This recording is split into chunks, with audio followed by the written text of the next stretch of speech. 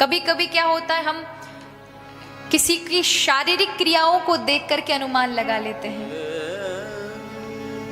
ये भक्त नहीं है, ये भक्त है। कभी कभी ऐसी विचित्र दशा हो जाती है महाराज, जो आपको भक्ति वाले नहीं दिख रहे ना, वो बड़े भगवत भक्त होते हैं, अपने आप को छिपा कर रखते हैं। मैंने बहुत सारे ऐसे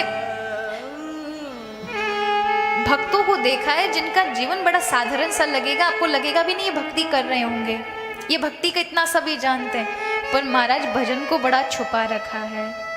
लेकिन उनके जीवन का जो वाणी है ना, जीवन का स्वभाव, वाणी व्यक्ति की भक्ति की पहचान करा देता है।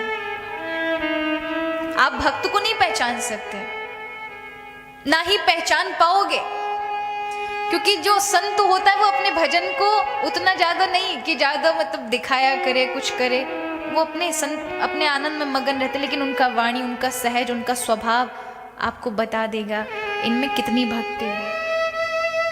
उनकी वाणी दिव्य होती है, स्वभाव निर्मल होता है, हर किसी पर अनुकंपा करने वाले होते हैं। याद रखे, भक्ति को कोई बता नहीं सकता कि कितनी भक्ति है। कई कई ऐसे संत होते हैं जिनके जीवन में भक्ति का बहुत, हमारे वृंदावन में आज भी बरसाने में आप चले जाओ, गहवर वन में बड़े पूज्य दिव्य संत हैं, रात दिन जिन्होंने भजन किया है, उनका आप दर्शन भी कर लोगे ना महाराज, तुम्हारे आंखों से झरझर झरने लग जाएंगे, नेत्रों से अश्रु। ये भजन का प्रताप होता है। लोग जाते हैं उनसे चर्चा करने के लिए, भगवत चर्चा करने के लिए। ऐसे ऐसे दिव्य संत हैं। अयोध्या के एक ऐसे दिव्य संत थे महाराज, एक नास्तिक पहुंच गया उनके साथ, अपने मित्र के साथ। अब उसने कभी भगवान का नाम नहीं लिया, लेकिन मित्र खींच कर ले गया, तो वो बैठा रहा। लेकिन संत जी ने आज्ञा दी, जाओ तुम, मेरा वो पीछे मेरा वो कपड़ा रह गया उत्तरीय डालने वाला, उसे ले आओ। हल्का सा स्पर्श ही लगा था उन संत के उस कपड़े का, महाराज भक्ति जागे, उसका रोना ना रुका। ऐसी दिव्यता होती है। तो ये हर किसी पे भी नहीं बरस पाती महाराज।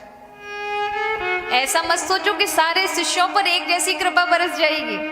वो आपकी पात्रता के ऊपर है कि आपने कितना अपने आप को जोड़ रखा है। एक होता है ना कि चुंबक का स्वभाव होता है लोहे को खींचना, जिसका अंतःकरण अपने गुरु के प्रति, भगवान के प्रति शुद्ध होगा ना, वो तुरंत खिंच जाएगा।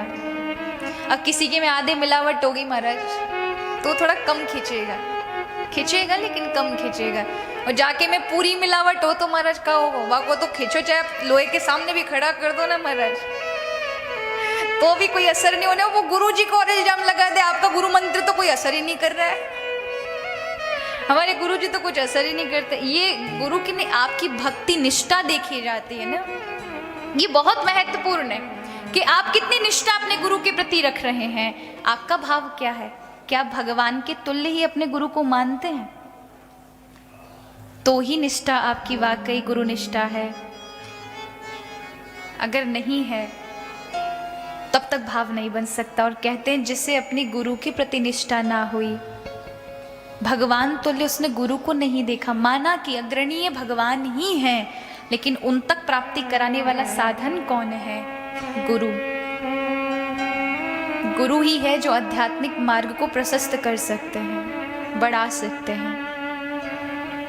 उनके अंदर ही जो दिख रहे हैं साक्षात स्वरूप में, उनके अंदर भावना बना तो कहीं ना बनेगा।